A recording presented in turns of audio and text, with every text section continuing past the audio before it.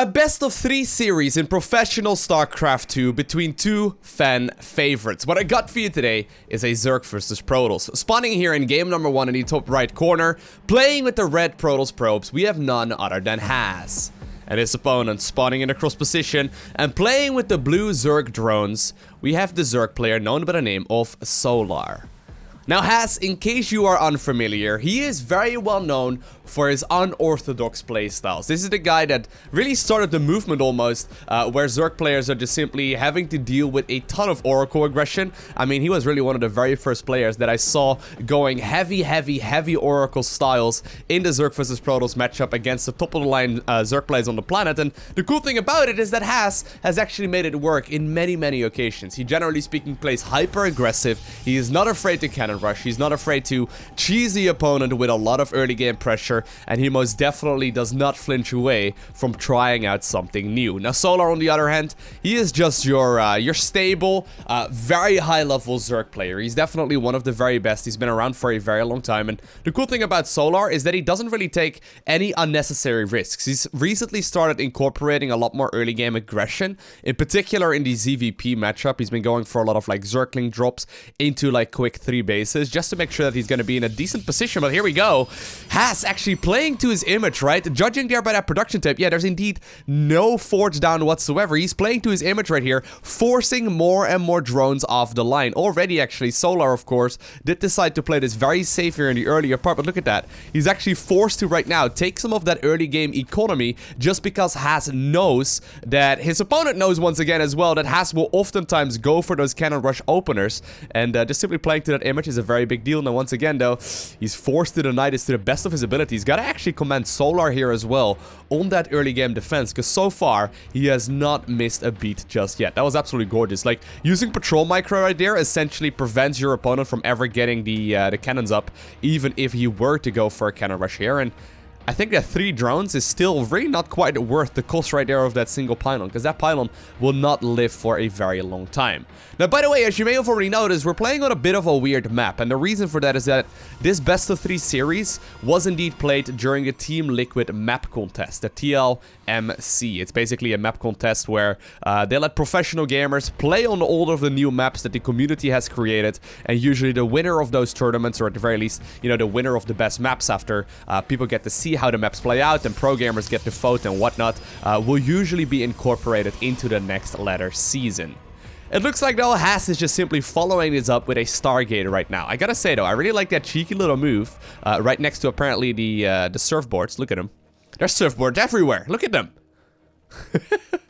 I love it. So many decorations nowadays. I remember the first maps in StarCraft 2. They were all pretty plain. Nowadays, though, woo, look at that. He's actually trying to see if there's maybe any overlords hiding here in the corner. But back in the day, the maps were so plain. Nowadays, things are looking quite a bit more interesting.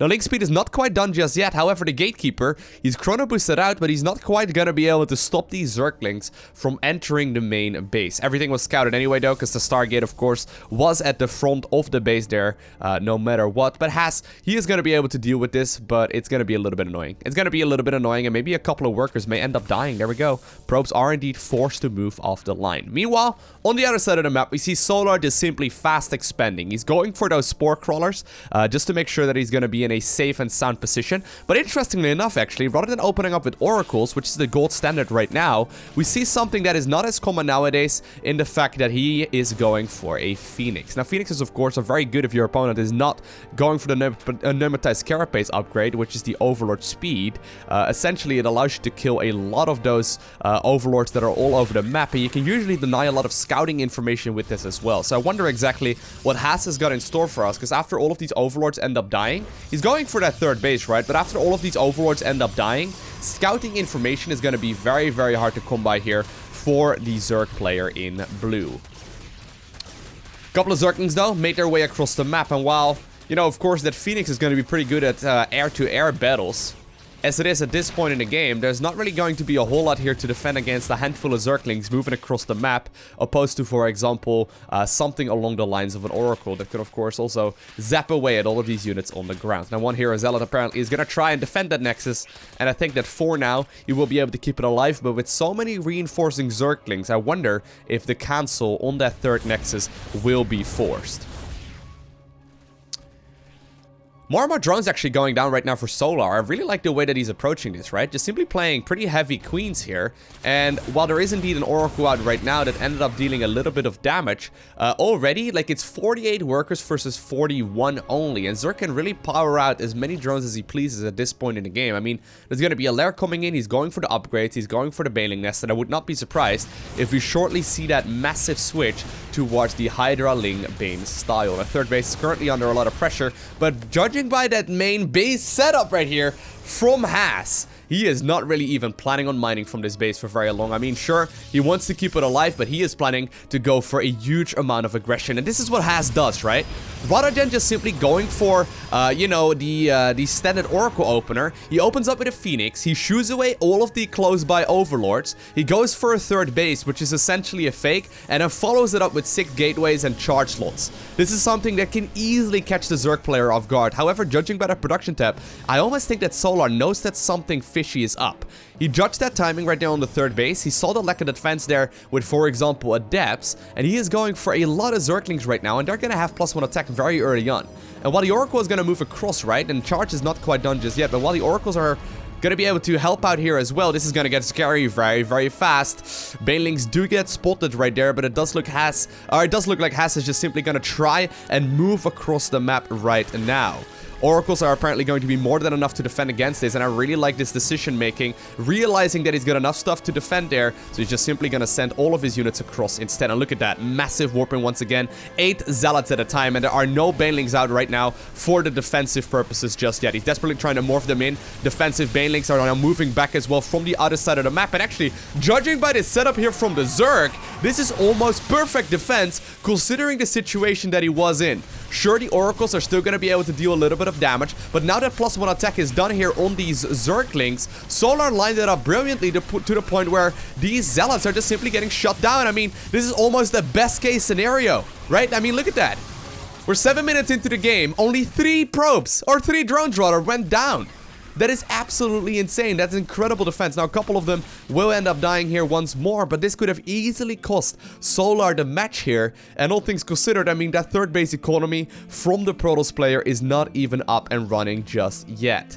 Haas is not out of this game just yet though, but he knows that he's up against one of the best macro Zergs on the planet, and the macro Zerg at this point in the game is allowed to do whatever he pleases. He's just simply getting whatever he wants, right? A lot more queens now also being added on. We see that Spire finish, so Mutalisk are shortly going to be joining in here as well, and while there's a single Phoenix out, the Oracles can of course not hit the ground, and I wonder what he's going to do against all of those air units, because of course the Mutas will just simply shut down both the War Prism as well as those Oracles, and that's going to mean that this third base is going to be a tough one to defend. Now here we go, that new Mutalisk skin looking mighty pretty, but there indeed we do see him go straight after the War Prism, shutting down the War Pins, and Solar obtains the victory here in game number 1. Not gonna lie, I love the way that both players approached that previous game, right? So Haas going for that quick Phoenix opener to shoo away any of the nearby Overlords after faking the cannon rush, right? Essentially preventing his opponent from getting that 100 gas out for the Pneumatized Carapace, because usually Zerg wants to focus a lot on minerals after such an early game pressure goes down, so usually they just pull all of the drones out of gas. He knew that he would probably deny the Pneumatized Carapace upgrade, then by going for the Phoenix he could shoot away at any of the Overlords nearby, then switch into a reasonably quick third base while following it up with a total of 8 gateways to pressure with the charge upgrade finishing up. That could have easily gone south very quickly there for the Zerg player in red, but I'm not gonna lie, we are looking at one of the very best Zerg players on the planet. Like Solar, it works, right? Against like maybe top 50 level Zergs, but Solar is definitely like, I would probably label him anywhere, you know, he's like one of the top of the line Zerg players. I mean, it's hard to say who's the very best right now, but really, he's definitely a top 5 Zerg player on the planet, and while Haas is definitely capable of winning easy games against some of the highest level players on the planet, Solar may just be a little bit too good for those kind of tricks. Now, Haas is now following this up with a bit of a different opener. He's going for the gas geyser still, he's gone for the gateway, but he's now also getting himself a forge. I wonder if he's planning to go for any kind of early game upgrades, or if he is more or less opting to go for a cannon rush kind of scenario once again. It does look like Solar does not really care though, because he's just simply opening up with the hatchery first here on Octane, no matter what. And Haas, he's doing it once more. He is indeed gonna put 3 pylons on the top of that ramp, but this is what he does. Solar cannot actually see this. The Overlords are not quite scouting this location just yet. And while the Zerg player is aware that something might be up in this game, at this point he has no intel about this situation whatsoever. And this cannon is timed really nicely too, because that hatchery will be forced, you know, to finish up here, unless he obviously cancels it right now. Yeah, he does decide to do so. But if that you know, drone did not scout what was going on here, that hatchery would have definitely finished, and then the cannons finished up, essentially wasting a ton of resources here. So we're in a bit of an awkward, like an awkward position here, right? So while the Protoss is definitely going to be capable of following this up with a standard play as well, yeah, he's just simply going to go for the cybernetics core. He's essentially contained the Zerg here for at least another minute or so. Zerglings are now going to start nibbling away at this. Of course, though, this was primarily meant to kill that natural expansion, and Haas's plan there has been denied. He's going to put down one more cannon, or one more pylon rather, to make sure that these cannons are not going to be unpowered. Spinecrawler and the Zerglings, however, are going to be able to make short work of these pylons very easily, and I think that this is still not going to be an easy follow-up here for the Protoss player in blue. And I wonder what Haas is going to follow this up with. Look at that. He's already mining 3 and 3 in gas. So I'm assuming he's going to switch into a higher tier unit here shortly. Once again, opting straight for that starport. Now, Solar at this point, though... Well, look at that. All of the, was that a Korean commentator? I guess it was, huh? But anyways, he is looking right there at that Stargate, having the perfect position on that Overlord. And already, I mean, Solar is looking like he's gonna be in a little bit of trouble here in the early game, but he will be able to follow this up quite nicely. Now, he doesn't currently know about the follow-up there of that pylon. Really smart little play there. And I think that even a couple more of these drones may end up dying here as well. It's really slowing it down. Look at that. Haas being so dirty about it, right? He knows that eventually these 2 cannons will end up dying, but expanding with like 2 cannons up is very tricky.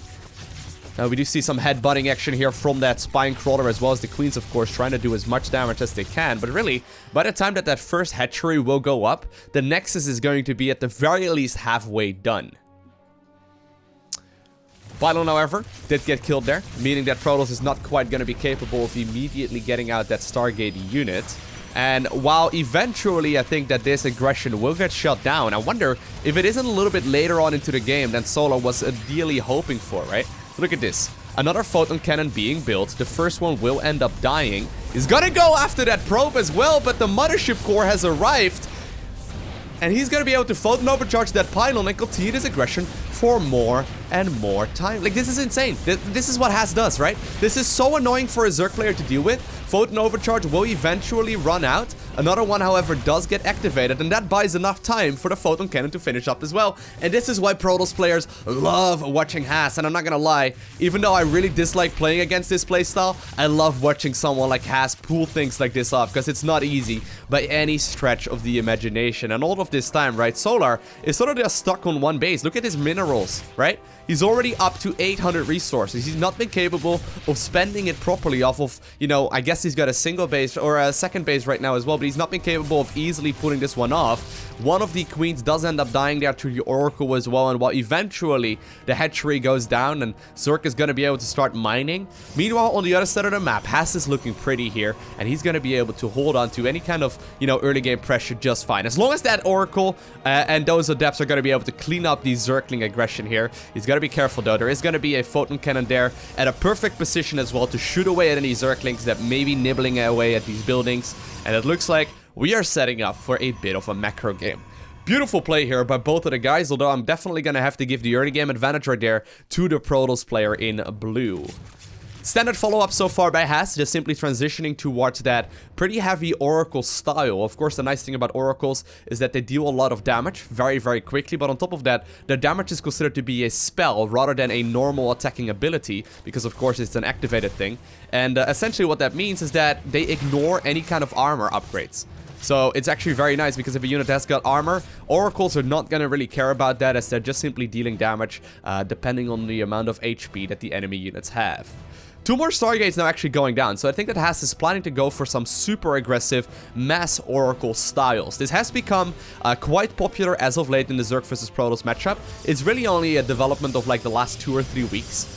which is rather interesting. I wonder exactly how common this will be, you know, in the next patch in particular. They're currently contemplating on whether or not they want to change the Oracle's way of dealing damage. But right now, the Oracles are going to be forced home for a little while longer. Zerglings just simply running across the map. And really, what Solar is trying to do at this point, right, is buy himself time. He knows that he needs to catch up in economy. And he likes to go up just like, you know, 80 workers at this point. But how are you going to do so without randomly dying? You got to be very careful, because a couple of Oracles can just simply swoop in, nuke down all of your early game defenses, and you can just simply lose all of the queens and then a mineral line worth of drones in just a matter of seconds.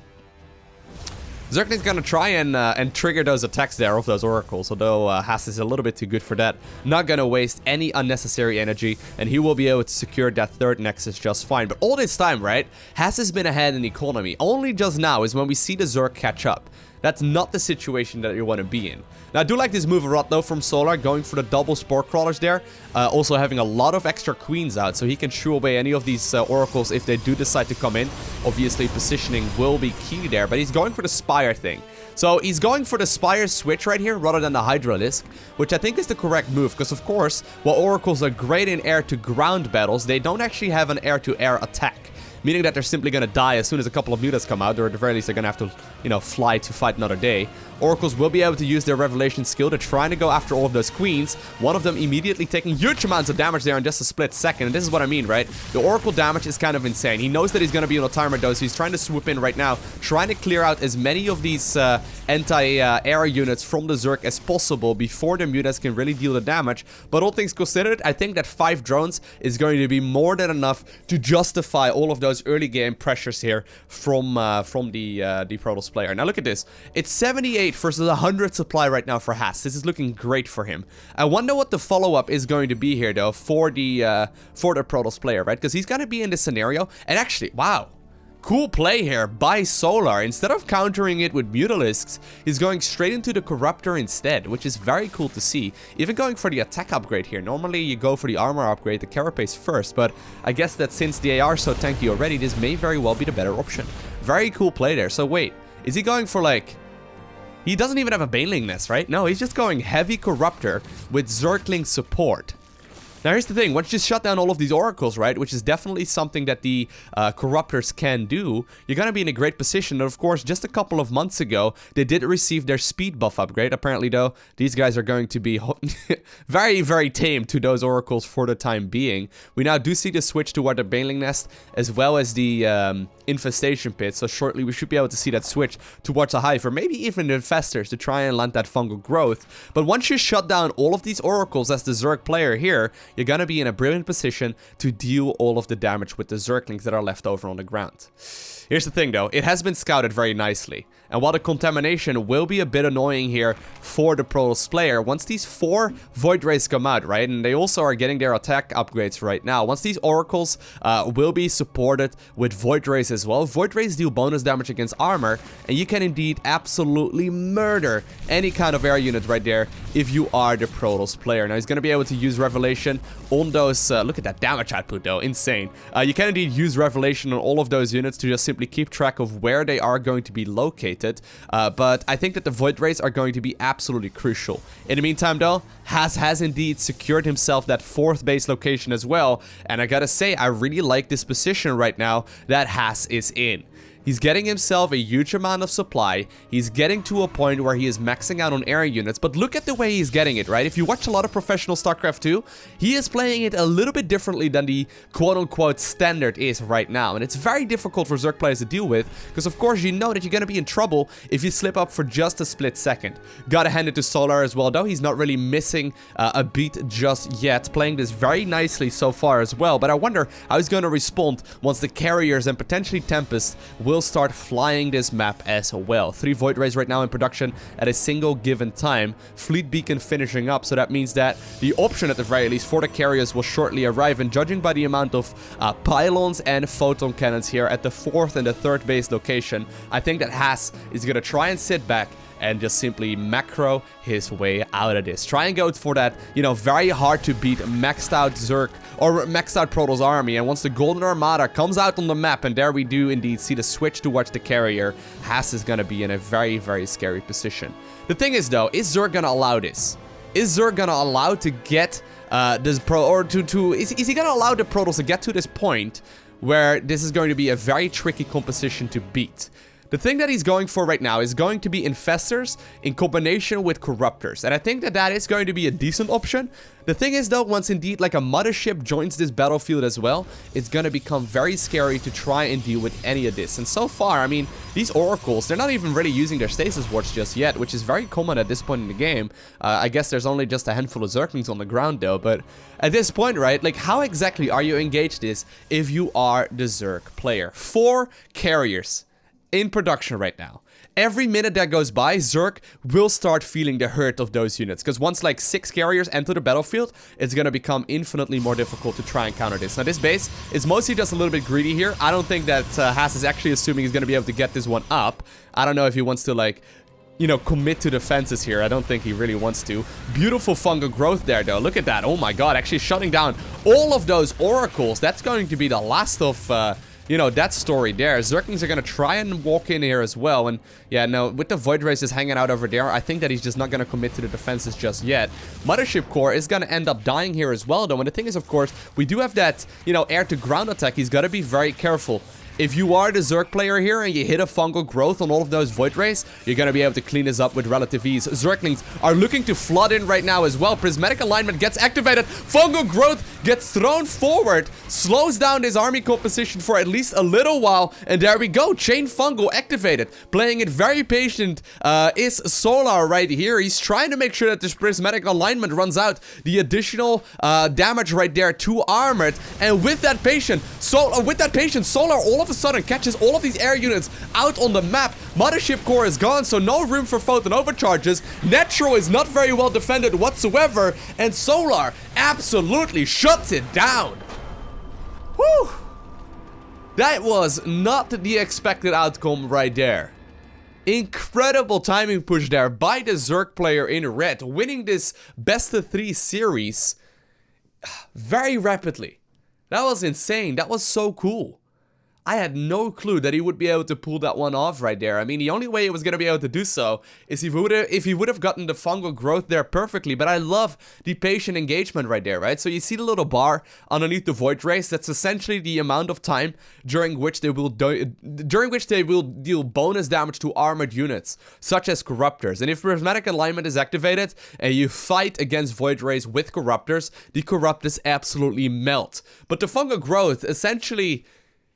You know, the fungal growth essentially slowed down that progression quite a bit, and since the Void Rays were not capable of closing the distance towards all of those Corruptors, just simply keeping them in place, waiting for the Prismatic Alignment to run out, and then engaging, turned out to be the correct option. What a brilliant game here by Solar. Even though Solar was pretty far behind right there in the earlier part of the game, he closed it out absolutely gorgeously. I hope you enjoyed watching this game. If you did, make sure you hit that like button down below, and if you want to see more, make sure you hit that subscribe button so you get a notification as soon as I upload more. Other than that, I want to thank you for watching. Have an amazing day. Do not forget to smile, alright? And I will see you in the next one.